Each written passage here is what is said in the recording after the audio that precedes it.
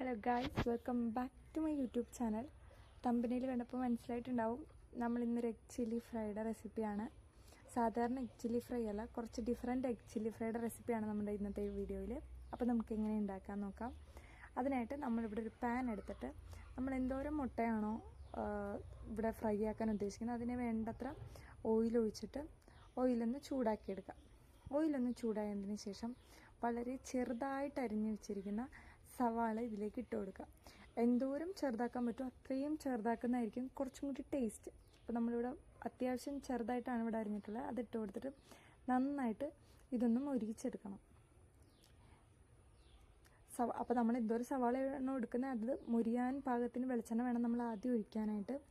അപ്പോൾ സവാള ഇട്ട് ഒന്ന് വാടി വരുമ്പോഴത്തേക്കും നമുക്കിതിനാവശ്യമായിട്ടുള്ള എരിവിനാവശ്യമായിട്ടുള്ള പച്ചമുളക് ചേർത്ത് കൊടുക്കാം. ഇതിൽ നിങ്ങൾക്ക് ഉണക്കമുളക് പൊടിച്ചത്, അതായത് ചില്ലി ഫ്ലേക്സ് ആണെങ്കിൽ ചില്ലി ഫ്ലേക്സ് ചേർക്കാം. ഞാനിവിടെ നമ്മുടെ നാടൻ പച്ചമുളകാണ് ചേർത്തിരിക്കുന്നത്. അത്യാവശ്യം എരിവ് ഉണ്ടാകുന്ന തരത്തിൽ അത്യാവശ്യം ക്വാണ്ടിറ്റി ചേർത്തിട്ടുണ്ട്.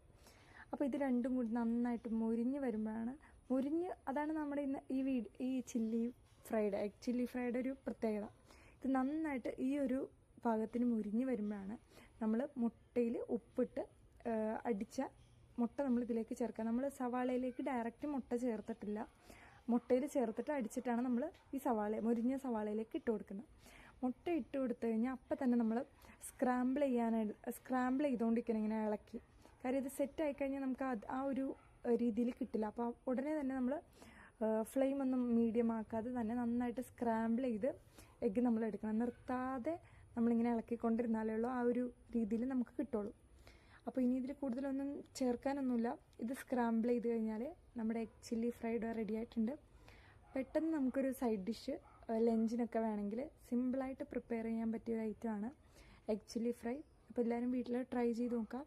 വീഡിയോ ഇഷ്ടമായെങ്കിൽ ലൈക്ക് ചെയ്യുക, ഷെയർ ചെയ്യുക, സബ്സ്ക്രൈബ് ചെയ്യുക. Thanks for watching this video.